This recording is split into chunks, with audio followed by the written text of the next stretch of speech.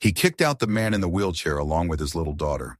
But even in the most difficult moment, their story made thousands of people look at life differently. See what happened next. Subscribe and write in the comments which city you are from. The mansion stood as if it had been carved out of marble pride and polished with decades of wealth. Inside its wide halls, the chandeliers gleamed like stars frozen in crystal. The polished floors reflected the faintest footsteps, and silence was the measure of respect. To any outsider, the house was perfection, a temple to fortune and influence. But to those within it, the walls whispered of divisions too deep to see. For Daniel, sitting in his wheelchair near the window of a modest guest room, it was not home but a reminder of what he had lost and what his older brother Edward had gained. Edward thrived in this environment. His confidence was sculpted in the boardrooms where fortunes turned at the flick of a pen. His voice carried weight in gatherings where deals were struck over glasses of aged wine, and his posture was that of a man who believed the world bent to his will. He often walked through his own corridors as though they were extensions of his power, the cold marble beneath his steps affirming what Daniel could no longer do. For Daniel, the same marble mocked him each day with its unyielding hardness, a contrast to the fragile wheels of his chair that squeaked whenever he pushed himself along. Daniel's room was tucked away, filled not with luxury but with the humble artifacts of a life now distant. The walls bore the colorful scribbles of his daughter, Amelia, whose 5-year-old imagination transformed dull space into wonderlands of castles and flowers. A pile of worn books rested on his bedside table, next to a battered laptop that he used to scrape together freelance work when he could. Toys were scattered across the rug, forming islands of childhood joy amid the sober stillness of the house. It was not wealth that kept him there, but the kindness he had once believed his brother still held. In reality, it was tolerance, and tolerance, he was slowly realizing, was a brittle rope about to snap. Edward's wife never hid her disdain. She viewed Daniel as a blemish on the family portrait she wanted to present to the world. Whenever guests arrived, she frowned at Amelia's giggles echoing through the halls. Worried that such childish noise might unsettle the polished image she fought to maintain. To her, Daniel was a shadow trailing behind her husband's glow, a man too weak to fend for himself, a burden they endured out of obligation. Edward, though outwardly polite, absorbed her sentiments like a sponge, and each passing week his patience thinned. Tension grew like ivy climbing unseen until it covered everything. Small disagreements about meals, about noise, about Amelia's drawings taped to the fridge swelled into quarrels. Edward bristled when Amelia ran into the living room during his meetings, while Daniel tried to apologize, his voice calm but heavy with humiliation. Edward muttered to business partners that his brother needed to learn discipline or find independence. Daniel heard some of these words through doors half open, and each syllable struck him like another nail driven into the coffin of their bond. The breaking point came one evening during a dinner meant to impress a wealthy investor. The long dining table glittered with silverware, the air scented with imported wine, and laughter flowed easily until the investor noticed Daniel's presence at the far end of the room. With a glance that carried more insult than 1,000 words, the man smirked and whispered to Edward that it must be hard to maintain dignity with a cripple under one's roof. Edward's face flushed crimson, part embarrassment, part anger. But instead of defending his brother, he let the insult linger, soaking into him until it became truth in his own mind. The evening ended with laughter around the table, but not for Daniel, who quietly wheeled Amelia back to their room, trying to shield her from what he had heard. When the storm finally erupted, it was sudden but long prepared. Edward cornered his brother in the hallway, his voice sharp with venom disguised as reason. He listed complaints, expenses, space, disruption, image. He accused Daniel of ungratefulness, of dragging down the family name, of failing to be the man he should have been. Daniel listened, his hands tight on the wheels of his chair, his heart pounding with helpless rage. He wanted to remind Edward of their childhood, of the nights when Edward had protected him from bullies, of the bond they once swore would last forever. But the man before him was no longer a brother. He was a judge pronouncing sentence. Amelia clung to her father's side, eyes wide with confusion, as Edward's voice grew louder. She didn't understand why her uncle, once a figure of kindness, now looked at her father as though he were filth. Edward's wife appeared at his side, her arms crossed, her face triumphant. The order was given without ceremony. Daniel and his daughter were to leave. No discussion, no delay, no pity. Their belongings were thrust into bags, shoved into Daniel's lap as he tried to comfort Amelia. The child's teddy bear fell onto the cold floor, and when she bent to pick it up, her small hands trembled. Outside, rain had begun to fall, drumming against the grand steps of the mansion. The butler, uncomfortable but obedient, opened the door, and the warm light of the interior spilled briefly onto the darkness outside, before the door closed again with a sound that echoed like final judgment. Daniel rolled himself forward into the storm. Amelia perched carefully on his lap, hugging her teddy bear to her chest. Behind him, the mansion loomed, its windows glowing with indifference. His brother's silhouette was briefly visible, a motionless figure watching from the upstairs window, not even pausing to reconsider. The wheels of the chair slipped on the wet pavement, and Daniel struggled to steady them while balancing his daughter's weight. Every push forward was agony, both physical and emotional, but he forced himself onward, knowing that she was depending on him. The night swallowed them, the city indifferent to their exile. The rain plastered Daniel's hair against his forehead and soaked Amelia's dress until it clung to her tiny frame. Yet even as the cold bit into his skin and the humiliation seared his soul, a strange spark flickered deep within him.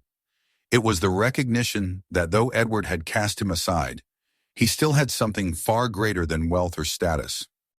He had Amelia's trust, her love, her small hand gripping his arm with absolute faith. That faith was a burden heavier than any riches and a gift brighter than any chandelier. As they disappeared into the night, Daniel felt a line drawn forever between him and the house behind. The bond of brotherhood had been severed, but in its place grew something new, resolve. He did not know where they would sleep or how they would eat tomorrow, but he knew he would fight, not with strength of legs or weight of money, but with the strength of a father who refuses to surrender. The rain kept falling, washing away the last trace of comfort from the life they had known. Yet in its cold rhythm, Daniel heard a whisper that felt like a promise. This was not the end. This exile, though cruel, might be the beginning of something greater, though the path ahead was obscured by darkness. And so he wheeled himself forward, each turn of the wheels an act of defiance, carrying not just his daughter, but the fragile seed of a future neither of them could yet imagine. The rain had not ceased by the time Daniel reached the end of the long boulevard leading away from the mansion. The wheels of his chair were caked in mud, and his arms ached from the relentless effort of pushing forward with Amelia clinging to his lap. She had fallen asleep against his chest, her small breaths warm against his neck, while the cold air stung his skin and soaked through the thin fabric of his shirt. By the time he found the entrance to a shelter, a dim building tucked between a laundromat and an abandoned warehouse, exhaustion pressed on him heavier than the downpour. Inside, the light was flickering. The smell of damp clothing and tired bodies filled the air, and voices rose and fell in a dull murmur. The shelter was not a home. It was a temporary reprieve from the storm, a roof that promised no more than dryness. The volunteer at the desk gave him a look, not unkind but distant, as if Daniel were one more face in an endless tide of need.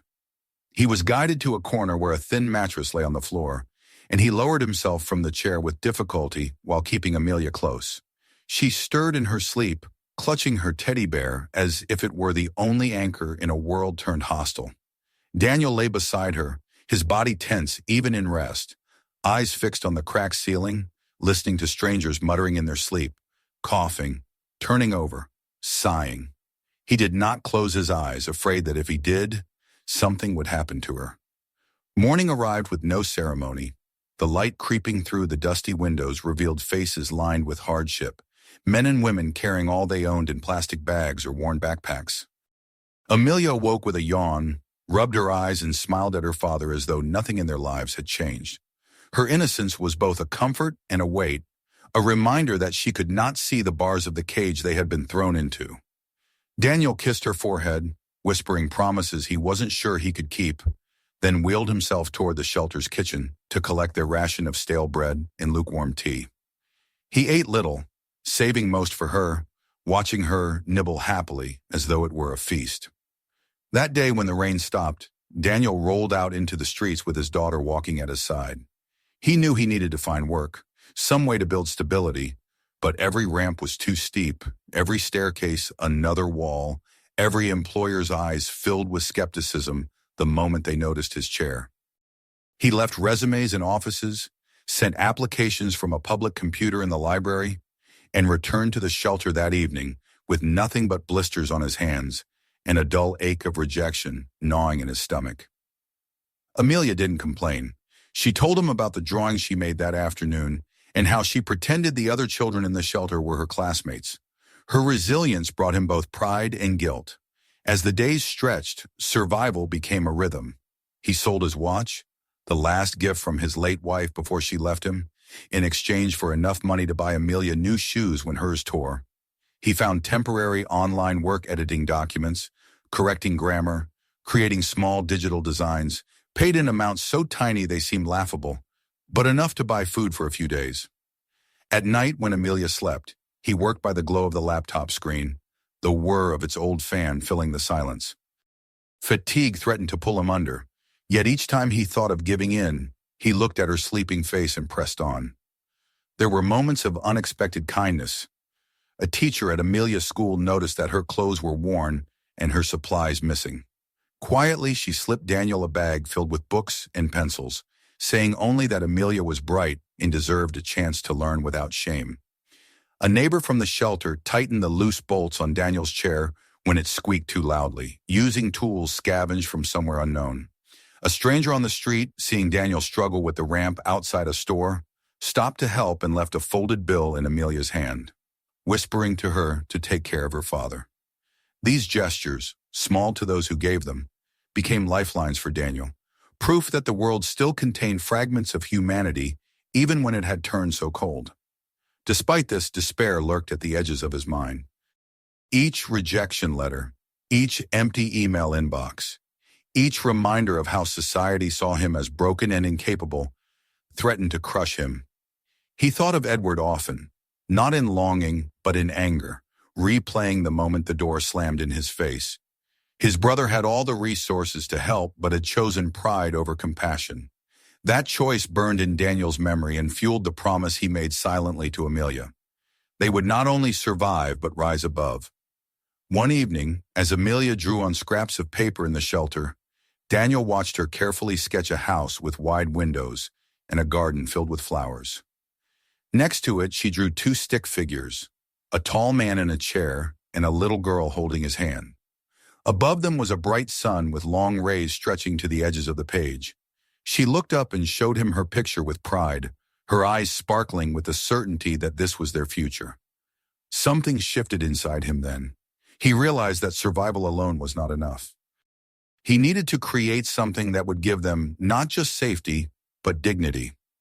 His thoughts returned to the endless faces he had seen in the shelter, men and women broken by a society that had no place for them. He remembered the ones who had spoken quietly of skills they once had, teachers, craftsmen, translators, now reduced to begging for coins. It dawned on him that if he could find work online, so could they. There were thousands of tasks in the digital world that did not require mobility, only determination and skill.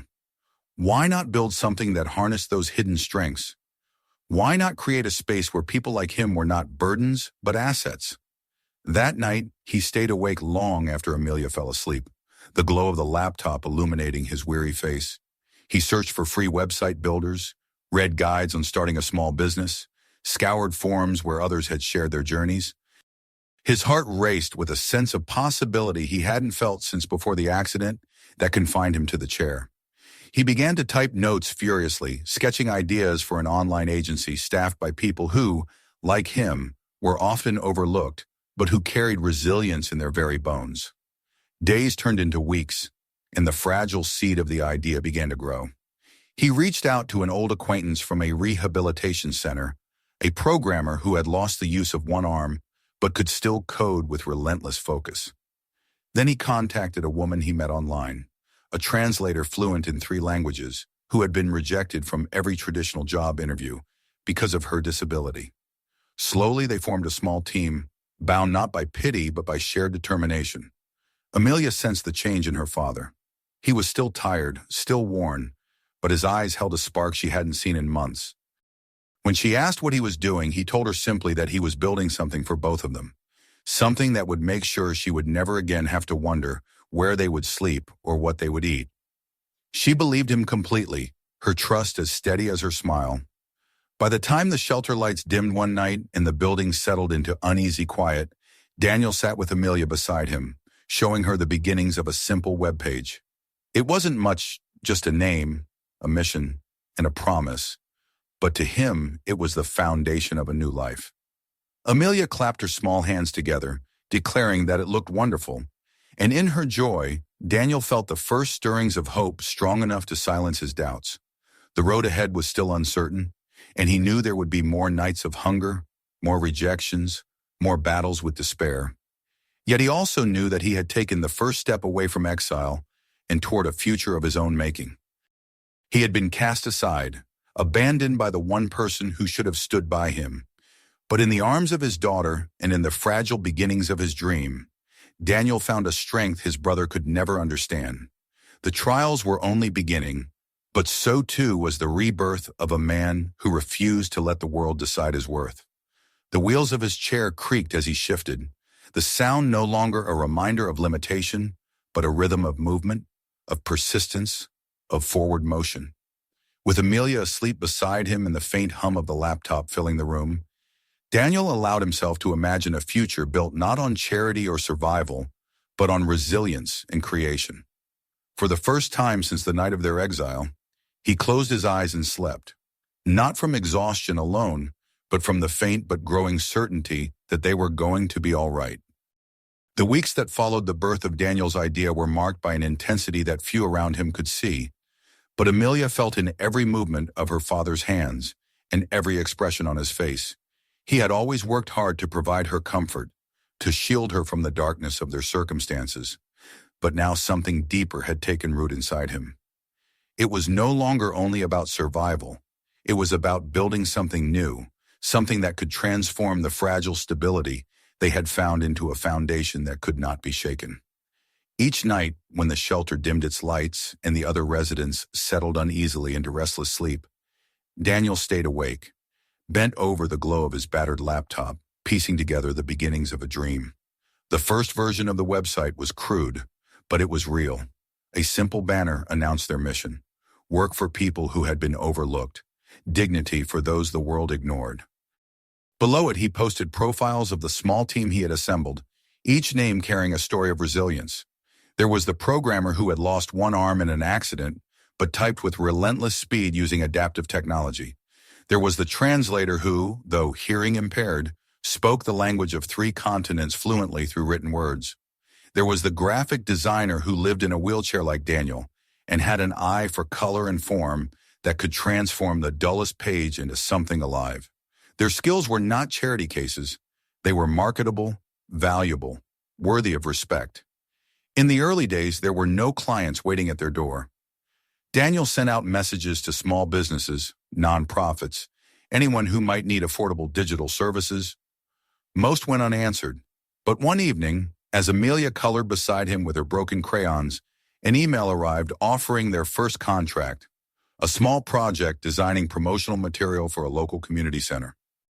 The pay was minimal, hardly enough to cover more than a week of meals, but for Daniel, it was proof that the world could be shifted, even slightly, by perseverance.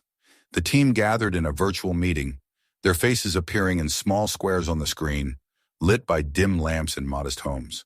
They shared excitement, nervous laughter, and the determination to give their best. The work was slow at first, and Daniel's body reminded him constantly of its limitations. His arms tired easily, his back ached from hours in the chair, and there were nights when the pain blurred his vision. But the faces of his teammates, their eagerness to prove themselves, and Amelia's constant presence urging him on, made each sacrifice worthwhile. The project was completed on time, and when the client praised their work, Daniel felt as though he had climbed a mountain. It was a small step, yet it lifted them out of anonymity and gave them confidence to seek more. Word spread gradually. The community center recommended them to another nonprofit, which in turn introduced them to a small startup needing translation services. Each project brought not only a bit more income, but also credibility. Daniel kept records meticulously, ensuring every payment was shared fairly among his team. For many of them, it was the first income they had earned in years, and their gratitude poured out in long emails and heartfelt messages. But Daniel did not want gratitude. What he wanted was for them to understand that they were not broken, not burdens, but professionals. He insisted that they describe themselves as such, and slowly they began to believe it. Meanwhile, Amelia noticed the change in her father. He still bore the weight of exhaustion, still winced when his body failed him, but his eyes were brighter. He told her stories about the people he worked with, painting them as heroes of their own battles, and she listened with fascination. She began to draw not just their imagined house, but also pictures of her father surrounded by friends, each with unique strengths. Her drawings became the symbols of his determination, posted on the wall beside his desk as reminders of why he fought. The breakthrough came when a journalist visited the shelter, writing an article about families struggling through hardship. She noticed Daniel, not because he asked for attention, but because his daughter showed her the website proudly, saying her father had built it. Intrigued, the journalist interviewed him and wrote a piece titled, "Father in a Wheelchair Creates Work for the Forgotten." The article spread across local papers and online platforms, and suddenly Daniel's inbox filled with inquiries. Some were from potential clients, others from volunteers who wanted to help, and still more from strangers who simply wanted to express admiration. Investors began to take notice.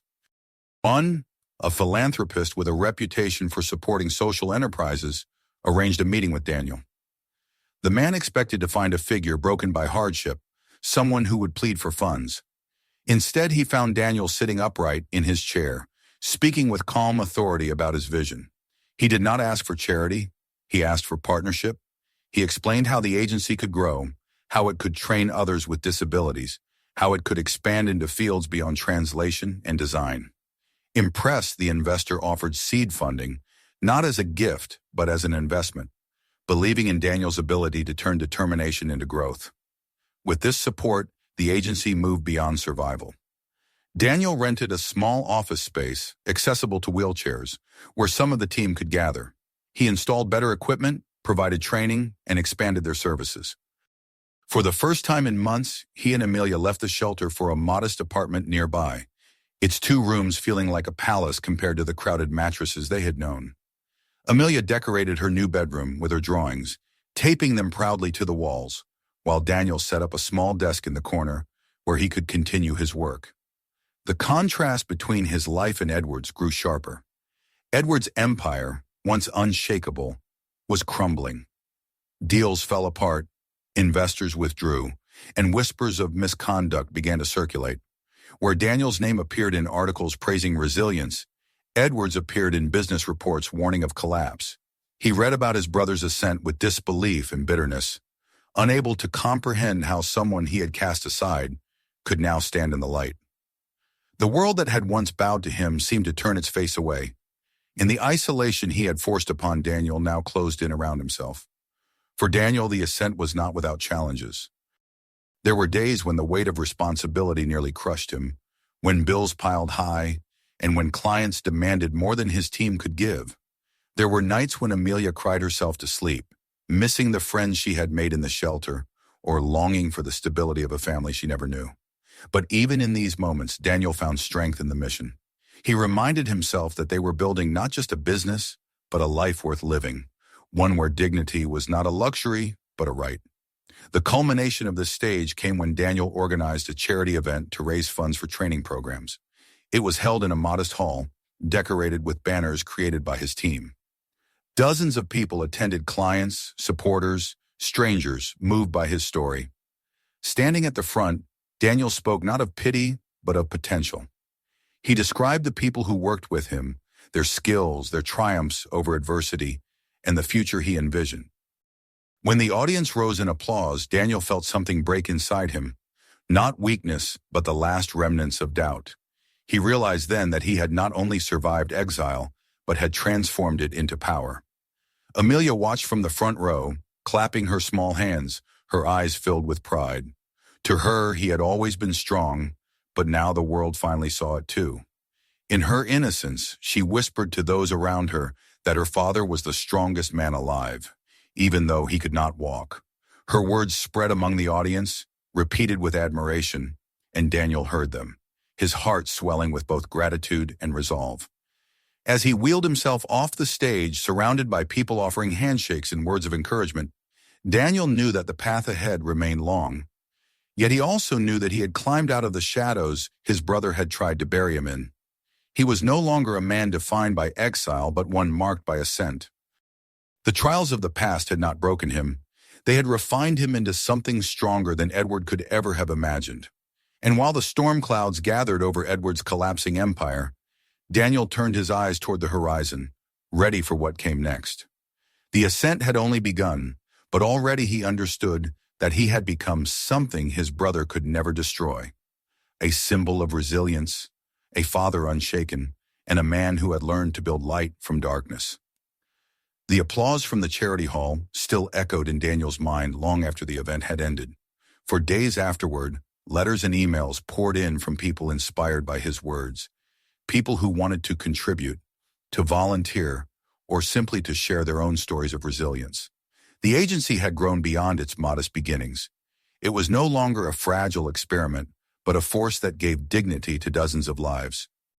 His daughter skipped home from school each afternoon to find him at his desk, immersed in work, but always ready to look up with a smile when she burst into the room with her newest drawing. Their small apartment had become a sanctuary, its walls plastered with Amelia's creations, each one more confident and colorful than the last. But beneath this flourishing life, Daniel knew that the past had not been left behind. The shadows of his brother lingered like storm clouds gathering on a horizon he could not yet see. The first sign of Edward's return came quietly. A letter arrived one morning, delivered in an envelope embossed with the crest of the once mighty family company. The handwriting was Edward's, elegant but strained, and as Daniel held it in his hand, he felt the weight of memory pressing against his chest. Inside, the words were both desperate and demanding. Edward's empire was crumbling faster than anyone had imagined. Lawsuits, debts, and betrayal from business partners had left him teetering on the edge of ruin. In his letter, he asked for a meeting, not as a brother, but as a man drowning, hoping for a lifeline. Daniel read the words silently, his jaw tight, while Amelia leaned over the table, curious about the envelope. He folded the letter and set it aside, his thoughts a storm of conflict. When the day of the meeting came, Daniel arrived not in the polished corridors of the mansion he had once been cast out of, but in a small rented office Edward had been forced to retreat to. The contrast was jarring. Gone were the marble floors, the grand chandeliers, and the gleaming conference tables. Instead, Daniel found his brother seated at a desk cluttered with papers, his suit still expensive but ill-fitting, his face drawn with exhaustion. The man who had once stood so tall in pride now seemed smaller, diminished, and fragile in ways Daniel would never have thought possible. For a moment he saw not the tyrant who had exiled him, but the boy they had once been, playing together in childhood fields. But that moment passed quickly, replaced by the memory of rain and slammed doors. Edward spoke with urgency, his words tumbling over one another. He needed help, financial support, an introduction to the investors who now flocked to Daniel's agency. He promised to repay, to make amends, to rebuild what had been lost. But beneath the pleading tone was still a trace of arrogance, the assumption that his younger brother owed him this favor, that blood alone demanded obedience. Daniel listened in silence, his hands folded on his lap, his gaze steady. Every memory of humiliation, every sleepless night in the shelter, every tear Amelia had shed burned inside him, urging him to spit rejection back into Edward's face. And yet, another voice inside him whispered of mercy, of the futility of vengeance. The choice weighed heavily. On one hand, Daniel could deny Edward entirely, watch as the man who had scorned him sank into ruin. On the other, he could extend some measure of aid, not as a sign of weakness, but as proof that he had risen above the cruelty that had once broken him. He remembered the faces of his team, people who had known rejection and scorn, yet who thrived because someone had given them a chance. Could he deny his own brother that chance, even after all that had passed? Their conversation ended without resolution, Edward's eyes pleading as Daniel wheeled himself out of the office.